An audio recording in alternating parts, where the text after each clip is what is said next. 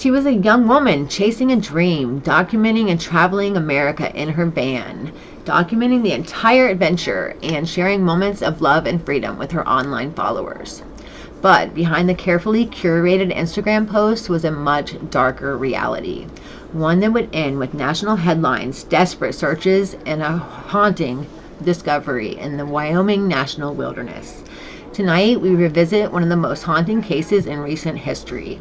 Welcome back to another Twisted Tuesdays true crime story. And thank you for trusting me with your time. It means a lot. This series is more than just retelling crimes. It's about shining a light on the human stories behind them, and about the victims whose voices were silenced, and the questions that still linger long after the headlines fade.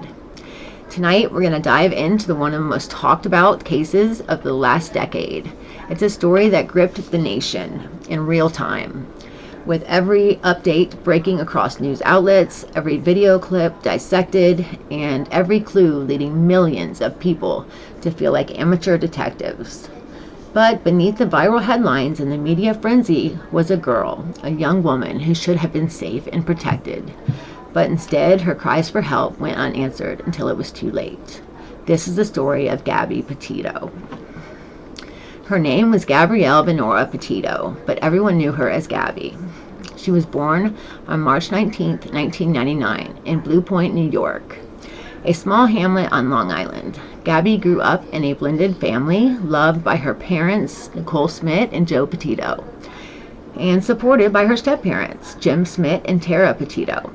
Family was central to Gabby's life. She had siblings, half-siblings, step-siblings, but if you ask anyone who knew her, Gabby had a way of making everyone feel like they were her closest confidant. Her childhood was filled with creativity and adventure. Friends recall that she had such a bright spirit. She was a girl who loved art, nature, and traveling, and especially documenting moments through photos and videos. But long before her van life movement became a trend, Gabby dreamed of traveling the world, exploring national parks, and living outside the box. Her mother, Nicole, often described her as a free spirit, someone who wasn't afraid to take risks and to dream big and to chase experiences rather than material things. But like so many young women, Gabby's story would intertwine with someone who initially seemed to be her soulmate and who would later become her killer. Gabby met Brian Laundrie while attempting Blue Point in high school in New York. The two connected as teenagers, but really didn't seem serious until years later. By 2019, their relationship had grown, and Gabby moved to North Point, Florida, to go live with Brian and his parents. But on the surface, Gabby and Brian look like the picture-perfect couple. They posted tons of photos together at the beaches, national parks, and even cozy at-home moments. In 2020, Brian proposed and Gabby said yes. But even then, those close to her sensed tension. Friends and family noticed moments where Brian seemed really controlling, sometimes belittling Gabby, sometimes displaying flashes of temper that didn't align with his gentle online persona that he was trying to keep up with. Still, Gabby, like so many in unhealthy relationships, brushed aside the red flags, focusing instead on the good times, the good memories, and the dream they shared to travel America together. By 2021, Gabby and Brian decided to embark on what would be like the adventure of a lifetime, a cross-country road trip in a white 2012 Ford Transit van that they converted into like a little camper. The plan was to document their travels on YouTube and Instagram under the channel name Nomadic Static. Gabby handled most of the social media. She was really good at that. She had a natural talent for photography and capturing beautiful shots, sunsets, mountain trails, and like cozy van life aesthetics. She made it look picture perfect. Her captions were always cheerful and optimistic, making the struggles that were simmering just beneath the surface. They were totally hidden. You wouldn't even know if you were watching. To outsiders, the post looked perfect. But those closest to Gabby later admitted that they were worried about her, about how much she seemed to just want to keep Brian happy no matter what the cost, and how often she seemed just so anxious about it all the time. What no one realized was this trip was meant to bring freedom and adventure, would instead expose the darkest corners of their relationship, ultimately leading to Gabby's disappearance and murder. In early June 2021, Gabby and Brian officially set off in their adventure in the Ford Transit van. Their plan was to drive across country and explore national parks, camp, and document the entire journey on social media. Gabby was 22 years old. She was full of life and eager to share her dreams of traveling America with Brian. Brian was 23, and he styled himself as an outdoorsman type and a minimalist, often talking about rejecting materialism and living off the land. To friends and family, the trip looked like the start of something special. But to others, they knew that there was some underlying problems between Gabby and Brian, which is really sad, because if somebody would have spoke up a little sooner, then maybe something could have changed. It's just sad. But traveling together in a small van sounds romantic, but it also means being together 24/7 in cramped spaces and dealing with long drives, financial stresses of traveling, and the strain of managing social media expectations too. Because remember, she was journaling all this and posting pictures every day. And it didn't help that several of Gabby's friends later admitted that Gabby sometimes confided in them that Brian, could be very controlling at times. He didn't always approve of the way that she showed herself and presented herself online. He didn't approve of her friends. He would say that they were lowlifes and they were beneath her, and didn't really want her to spend any time with her friends. Most likely kind of to isolate her and just be more controlling and dominating over her. Men tend to do that in abusive relationships. In their online story, she wanted bright colors and positivity and engaging captions. He wanted darker, more authentic views, like kind of his worldview of things.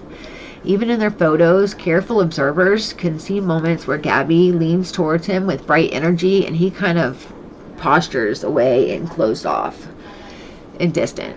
These weren't coincidences. They were glimpses of the ambiance of power that was becoming more pronounced with every mile of their drive. So the couple's journey took them through Kansas, Colorado, and Utah, with stops at places like Great Sand Dunes National Park and Canyonlands National Park. Gabby's social media posts radiated joy, her standing on mountain peaks, smiling in front of breathtaking desert landscapes also. She frequently FaceTimed her family and stayed in touch with them, reassuring them that she was safe, happy, and living her dream. To her parents, it seemed like everything was going as planned.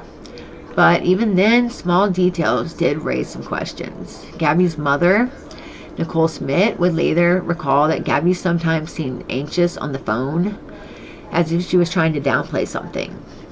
And there were moments when Brian's voice could be heard in the background, sometimes sharp, and he sounded irritated, she said. Still, Gabby brushed it off, telling her mom that, she and Brian were distressed from the road. And her mom believed it for a while. And around this time, multiple witnesses spotted the couple in various towns and campgrounds. Many would later come forward with chillingly consistent stories. Brian was argumentative, while Gabby often appeared nervous, quiet, and eager just to smooth things over with Brian. She didn't want the conflict. One couple camping near them in Utah described Gabby as sweet and kind, but said she seemed very tense, like she was walking on eggshells around Brian. These observations would not become significant until later on, when people realized Gabby had been showing warning signs all along. On August 12th, 2021, Gabby uploaded one of her most famous Instagram posts. It was her standing in front of a mural of angel wings in Ogden, Utah. The photo was striking, symbolic, and instantly recognizable. But fans later revisited the image, noticed how fragile her smile actually looked. This was the day before an event that would change everything: the Moab, Utah police stop. The incident that captured on body cam would ignite endless debates about domestic violence, missed opportunities, and systematic failures. But before we get into that pivotal moment, let's pause here. Because what's important to understand is that Gabby's life, her dreams, her love for adventure, her hope for the future, it was all real. She was a dreamer, and she really wanted all this. This road trip she was trying to desperately hold on to as a dream, even as it began to slip away. It was a hot summer day in Moab, Utah, when the police received a 911 call from a concerned citizen. The caller reported seeing a couple outside a store. The young woman appeared distraught and a man who was being physically aggressive. They actually said that he was slapping her. The couple was Gabby Petito and Brian Laundrie. A witness described Brian slapping Gabby and the two fighting before getting back into the van and driving off. The dispatcher relayed this information to officers, and they would go ahead and pull them over. This would become one of the most infamous police stops of the decade. Soon, Moab police pulled over the van near the entrance to Arks National Park. The footage, later released to the public, showed Gabby in tears, visibly shaken and struggling to catch her breath, as she explained what happened. She told officers that she had been under stress. They had been arguing all morning, and that she scratched Brian, I guess, in frustration. Gabby repeatedly kept blaming herself, though, apologizing and downplaying her own injuries and fear. Brian, on the other hand, appeared calm, composed, even joking around with the officers. He explained that Gabby was emotional, and that she grabbed him and he had done nothing wrong. The officers sat there and actually kept debating between each other whether they should arrest Gabby, not Brian. I couldn't believe that part of the story. Those officers failed her. And if they would have arrested Brian that day for slapping her, I mean, they had witnesses and everything. They had a reason to arrest him. There's a possibility that we could still have Gabby here with us today. To many viewers, like myself, the contrast was chilling. Gabby crying uncontrollably, blaming herself for everything, while Brian shifted the narrative and charmed the officers. Domestic violence experts who later reviewed the body cam footage pointed out all the red flags. Gabby's apologetic behavior, her instance that she was always to blame, her visible distress. These are classic signs of a victim caught in a cycle of abuse. The officers, however, did not arrest Brian at all. Instead, they separated the couple for the night. Gabby stayed with the van, and Brian was put up in a hotel for the night. Who has ever heard of anything like this? That's not supposed to happen. The incident was officially categorized as a mental health break instead of a domestic assault. The decision would later be the subject of lawsuits, outrage, and endless debate. Could Gabby's life have been saved if stronger action had been taken that day? Maybe. Or was the tragedy already inevitable? Maybe. During the stop, Gabby told officers, "I was just cleaning and straightening up the van. I was apologizing to him over and over, saying that I'm sorry, I wasn't trying to be mean. I was just in a bad mood," she explained. Her words revealed a heartbreaking reality, though. Gabby internalized the blame, convinced she was the problem, when in fact she was the one being controlled, silenced, and manipulated. Later, she added through sobs, "He really stresses me out. He doesn't seem to believe that I can do anything myself." These words, preserved forever on camera, echo the reality of many victims with the intimate partner violence. Love mixed with fear, dependence, and self-blame. While the footage was released after Gabby went missing, millions of viewers dissected every frame. Some argued that the officers did all they could within the law. Others believed that they failed Gabby by not recognizing her as the victim. I am on that side of this. I believe that the officers totally failed Gabby. One former police chief said Gabby was in danger. It was written all over her face. You do not need training to see this. And that's why I think that the officers should have arrested Brian. Her family would later file a wrongful death lawsuit against the Moab Police Department, claiming negligence and failure to protect her, which that they did. After the stop and their night apart, Gabby and Brian got back on the road, reunited, and continued the trip. But those who saw Gabby afterwards noticed that her demeanor had shifted. She seemed more quiet, subdued, and as though her spirit had been dimmed. I don't blame her. The Instagram posts from this period appear less lively, more forced, like she was trying to keep up the facade of the picture-perfect road trip. The police stop marked a crucial turning point in Gabby's story. It was the moment where the world got to see a glimpse of the truth, but tragically it was not enough to save her. Gabby's family later recalled phone calls and texts seemed off as well. She sounded tired, subdued, almost like she was walking on eggshells around Brian, like she was.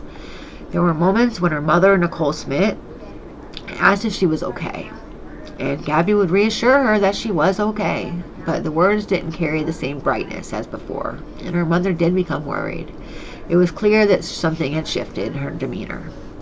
In the weeks after the police stop, several witnesses reported seeing Gabby and Brian in restaurants and campgrounds and other parks. Their stories would later provide chilling clues about the true state of their relationship. One witness, Nina Angelo, recalled seeing the couple at a restaurant in Jackson Hole, Wyoming on August 27, 2021. And this is chilling because it's the last day that we think she was alive. But according to Nina, Gabby was visibly upset and crying, and Brian was arguing with the staff there, and he stormed out of the restaurant, in and out of the restaurant, I guess. Nina described the atmosphere as explosive, saying Gabby looked completely distraught. Wish she would have called the police. Another couple camping nearby said that Gabby was sweet and quiet, but Brian appeared moody and controlling. They said that she would shrink back and kind of cower every time that he would raise his voice. Subtle signs that spoke volumes, though.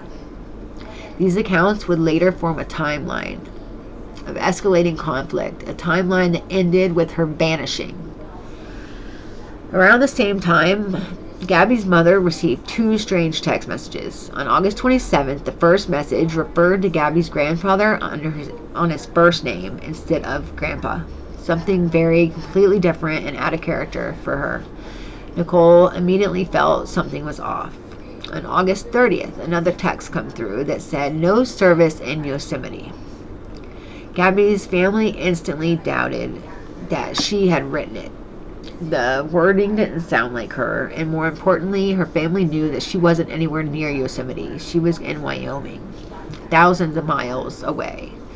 To them, it was a red flag, one that suggested Brian had been the one sending the messages, maybe attempting to cover his tracks, but they didn't know what yet. Friends of Gabby later came forward to say they had concerns about Brian way before the road trip. One friend described Brian as manipulative and someone who had an odd hold over Gabby, influencing her appearance, her habits, and even her diet at times. He was known for a temper. He was known to often keep it hidden, though, around outsiders. Those closest to Gabby worried about her and said that her bright, independent spirit was being dimmed piece by piece. But Gabby, like many in unhealthy relationships, downplayed these concerns. She focused on the dream they shared, the adventures they were supposed to be having, and she wanted to believe it would all work out. But by late August, the couple had made their way to Grand Teton National Park in Wyoming. This would be the last place that Gabby would be ever seen alive. Travel vloggers Jen and Kyle Bethune would later discover dashcam footage from their own trip on August 27th, capturing Gabby's white van parked along a remote dirt road near Spread Creek. The footage would prove critical in narrowing the search area weeks later. At the time, no one realized that Gabby's life was in danger, and it was in its final days. The road trip, which began as a dream, was now spiraling into a nightmare. The warning signs were everywhere. The police stop, the witnesses counts, the strange texts, the tension. Looking back, it's easy to trace the path to Gabby's disappearance. But in real time, the signs were scattered, disconnected, and tragically overlooked. Gabby was slipping away, and no one knew it yet. And the final days of August 2021 marked the unraveling of Gabby's journey. After weeks on the road, she and Brian reached Grand Teton National Park in Wyoming, one of Gabby's dream destinations. On August 24th, Gabby was last seen leaving a Salt Lake City hotel with Brian. And according to her family, her mother recalled that evening it was a normal conversation. Gabby sounded excited about visiting Yellowstone. Nicole had no idea that this would be her last real conversation with her daughter. August 25th, Gabby's Instagram posts show her posing near Monarch mural in Ogden, Utah, but observers later questioned whether Gabby herself posted the photo because her captions really didn't add up. They weren't to carry the same tone as her earlier posts, and they just seemed kind of off. On August 27th, everything shifted. That was the day the witnesses reported seeing Gabby and Brian arguing in the restaurant, where Brian argued excessively with staff while Gabby appeared distressed. The same evening, the Bethune's dash cam captured Gabby's white van along that dirt road in Spread Creek, Wyoming. The footage showed the van's rear door closing abruptly, as though someone was inside. Many now believe this was the night that Gabby was killed. It may have been her final moments. After October 27th, Gabby went silent. No phone calls, no texts, no posts, nothing. The next message Nicole Smith received came on August 30th from Gabby's phone and just said no service in Yosemite, which they knew she wasn't in Yosemite. So Nicole knew something was wrong. She tried calling and texting, but she got no reply, and days passed without any word from her daughter, and fear set in. Panic set in, sure. While Gabby's family was frantically trying to reach her, Brian Laundrie was already on his way home. On September 1st, 2021, Brian pulled into his parents' driveway in Northport, Florida, alone without Gabby, driving the white Ford van that had become her home on wheels. But Gabby wasn't with him. Parents didn't even seem concerned. He made no effort to contact her family, no call to explain why he came home without her, no report to police. Instead, he quietly returned to everyday life, mowing the lawn, riding bikes with his mother, and refusing to answer any questions. Gabby's parents were stunned. Where was their daughter? Why hadn't Brian told them anything? They pleaded for answers, but the Laundries went silent. I mean, I cannot believe these parents. What if it was their son that had come up missing? How would they feel? I mean, I guess they got an attorney and said that they had to speak to their attorney, that they weren't going to talk to any law enforcement. But the silence only deepened the mystery. On September 11th, 2021, 10 days after Brian returning home without Gabby, her family officially reported her missing. That day, police in Northport went to the Laundrie home, but Brian refused to speak to them. His parents told investigators that they had nothing to say. That is unbelievable. The case quickly expanded in the media. The story of a young woman that vanished on a cross-country trip with her fiancé was gripping, heartbreaking, and suspicious, all at the same time. Social media hit up with hashtags, #find Gabby Petito, spread across all platforms. Thousands of people, many of them strangers, been sharing her story, analyzing clues, and they joined in the search. The FBI became involved immediately. They knew that her last location was near Grand Teton National Park. Team of searchers, helicopters, drones, dogs, they scoured the Wyoming wilderness. Meanwhile, in Florida, reporters camped outside the Laundrie home. Protesters, reporters, all of them. They were screaming on loudspeakers, demanding answers, but they weren't getting anywhere. Gabby's family gave emotional interviews begging for her safe return. Her father, Joe Petito, choked back tears as he said, "We just want her home. We want her home safe." For a brief moment, hope remained alive. Maybe Gabby was out there, lost, afraid, alone, not able to get help, she didn't have her phone on her. Maybe anything. They didn't want to believe the worst. But it was coming down to That's what they were thinking. Deep down, many fear the worst. Within days, the case became the biggest in the country. Millions followed in real time. Amateur sleuths combed through Gabby's Instagram posts, Brian's artwork, even satellite images of Spread Creek. The dashcam footage from the Bethunes, once uploaded and found, became viral evidence. Viewers were freezing frames, circling details, trying to determine if Gabby was still alive when the footage was taken or not. It felt like the entire world was searching for Gabby. And on September 19th, 2021, the search came to a heartbreaking end. That day, search crews were combing through the remote wilderness near Spread Creek, dispersed camping area in Wyoming. The same area where the Bethune's family dashcam had captured Gabby's van weeks earlier.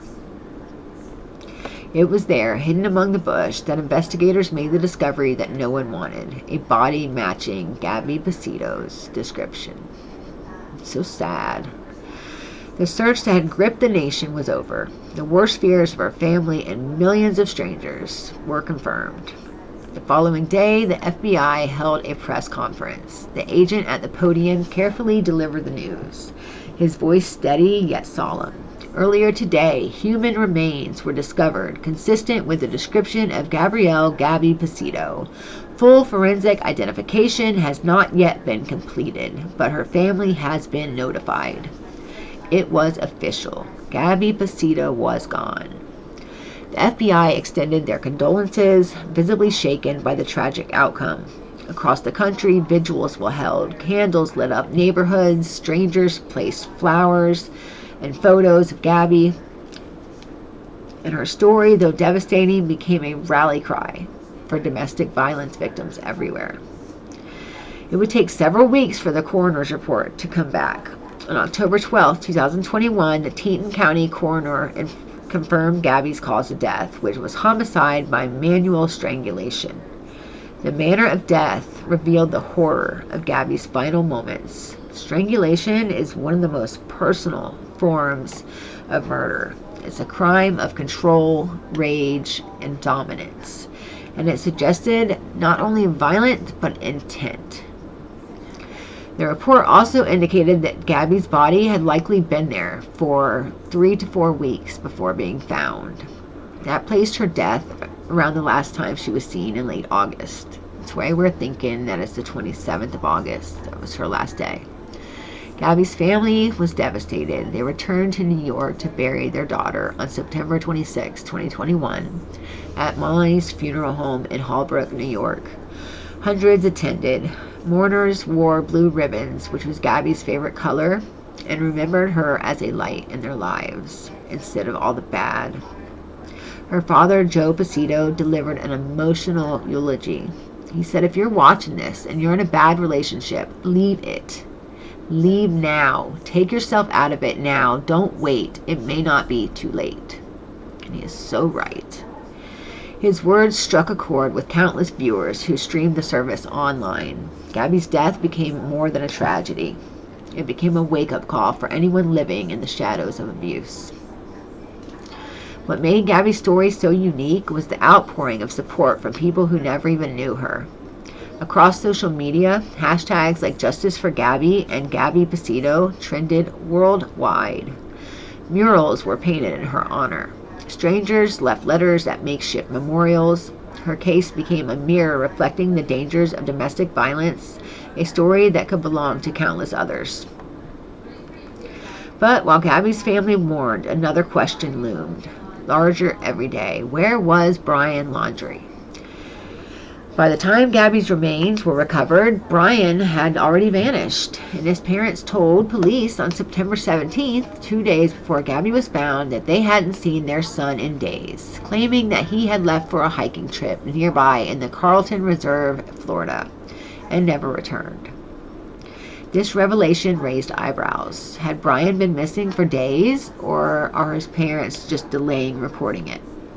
Either way, the hunt for Brian was on. The case shifted from Find Gabby to Find Brian Laundrie. That's a story, but Once the remains were confirmed for Gabby's, the case took on an even more urgent tone. The question on everybody's mind wasn't just what happened to Gabby. They wanted to find Brian Laundrie. When police first approached the Laundrie home, hoping to speak with Brian, they were stonewalled. His parents, Christopher and Roberta, directed all communication through their attorney. They refused to answer any questions, refused to help in the search, and refused to explain why Brian had returned home alone in Gabby's van. Now they were looking for their own missing son. September 17, 2021, the Laundries reported him officially missing, and they claimed he had gone for a hike on September 14th.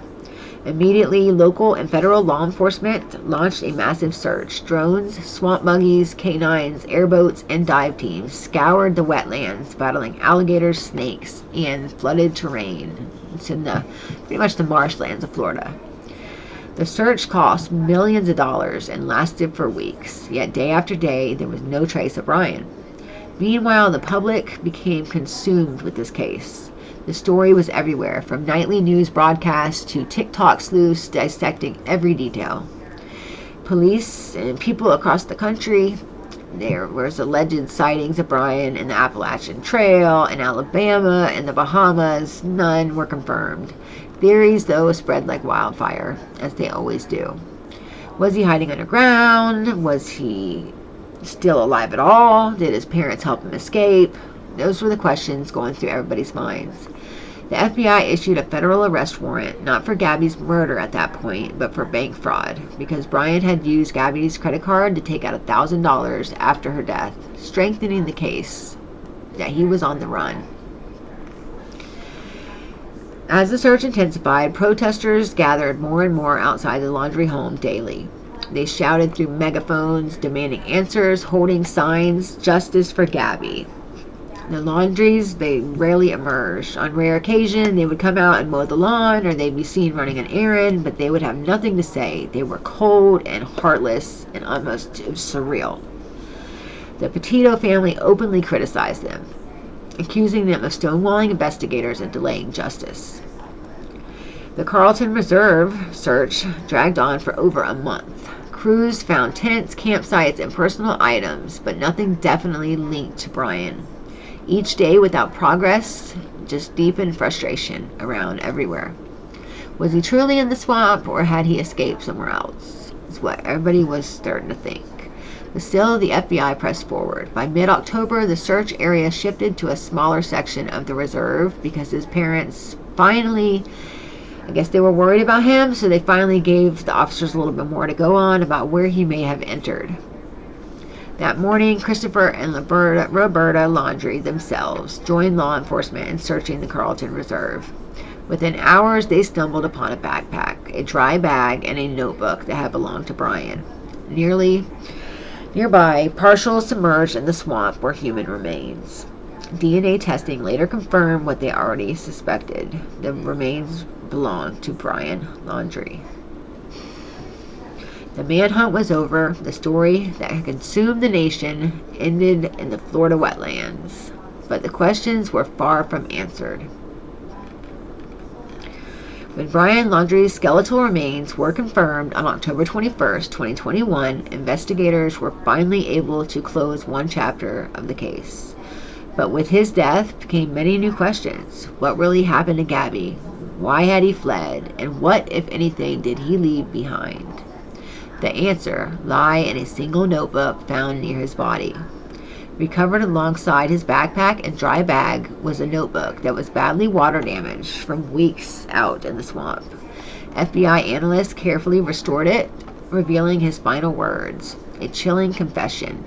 In the notebook, Brian admitted to killing Gabby, but he described it not as an act of rage, but he claimed it as a mercy killing. He wrote that Gabby had been injured during their camping trip and was in so much pain that he had to strangle her to end her suffering. Can you believe that?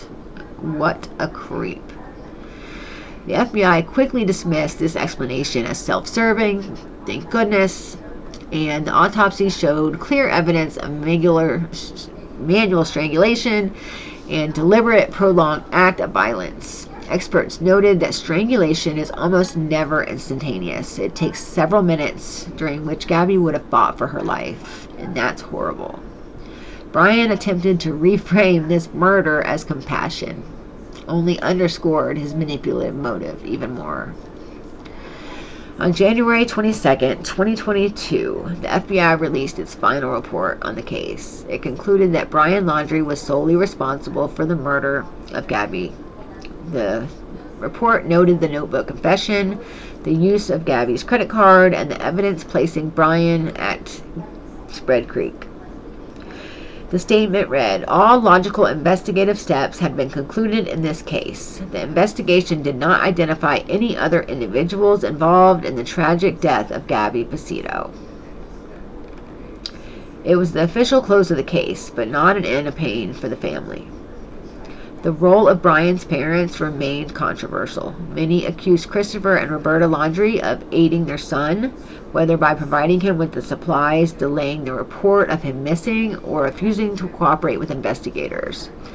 Though no criminal charges were ever filed against them, the Petito family did launch a civil lawsuit accusing the Laundries of intentionally inflicting emotional distress on their family, which they did. They alleged that the Laundries knew Gabby was dead, but chose to remain silent, prolonging the family's agony. I can't say it in words. The lawsuit later uncovered a letter written by Roberta Laundrie to her son, which contained phrases like "burn after reading" and offered to help him dispose of a body. The Roberta claimed that this letter was before Gabby's death. Its content still shocked the public. The Laundries became symbols of silence, parents who, rather than standing with the victim's family, circled the wagons around their son. Loser family, man. I just couldn't see it. With Brian's death ruled a suicide by a self-inflicted gunshot wound. His self-confession confirmed, law enforcement closed the case. But for Gabby's family, the end just felt hollow. There was no trial, no opportunity to confront Brian in court, no justice system to weigh his actions. Instead, the story ended in a swamp, with questions still lingering in the air. What truly happened between August 25th and August 27th? What words were exchanged in the final moments? Did Brian plan it, or was it a crime of escalating violence? Only two people knew, and now no one remained that knew. It's going to be forever silent. Gabby Petito's story is not just a headline, not just a case number, not just another tragic true crime case. She was a daughter, a sister, a friend, a young woman with dreams of exploring a world, of documenting beauty, of living a life full of adventure. Her voice may have been silenced, but the impact of her story has echoed far beyond the mountains of Wyoming, where she was found. Gabby's case forced America and much of the world to confront uncomfortable truths. It highlighted the warning signs of intimate partner violence and revealed how quickly appearances on social media can mask the darkness behind closed doors. The body cam footage from Moab, the witness reports, the text messages, all of them painted a picture of a young woman crying out for help, even if she didn't realize it yet herself. And yet, time and time again, her cries were dismissed, minimized, or overlooked. That is truly sad. Domestic violence advocates say Gabby's story has already saved lives by giving other victims the courage to leave and making friends and families more alert to the red flags and signs, and by forcing law enforcement to review their training on handling these sensitive cases. For Gabby's family, there is no true justice. The man responsible for her death took his own life before facing a jury. There will never be a trial, never be a cross-examination, never be a moment where Brian Laundrie has to answer for his crimes. But through their grief, the Petito and Smith families have chosen to honor Gabby by fighting for others. They established the Gabby Petito Foundation, dedicated to supporting organizations that assist victims in domestic violence and missing person cases. You can go to that foundation at GabbyPetitoFoundation.com if you want to donate to the cause. In their words, Gabby's life was tragically cut short, but her story can still make a difference. And that it can. As we close this story tonight, I want to pause to remind you of something. Behind every headline, every viral hashtag, every courtroom drama, there are real people. Families shattered, hearts broken, and lives forever changed. Gabby Petito was not a mystery to be solved. She was a person who deserved to live, to love, and to keep chasing sunsets from the back of her van, if that's what she wanted to do. We will always remember Gabby Petito, her smile, her adventurous spirit, and her love for life.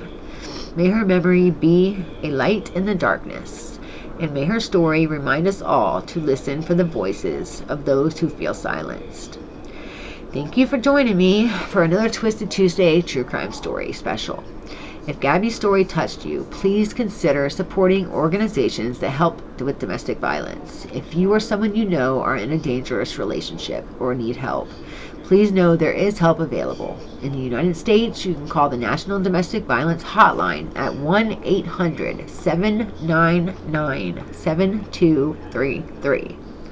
And as always, thank you for trusting me with your Tuesday, your attention, and your compassion. We will always remember Gabby Petito. May she rest in peace. Till next Tuesday, guys. Bye. Thanks for joining me.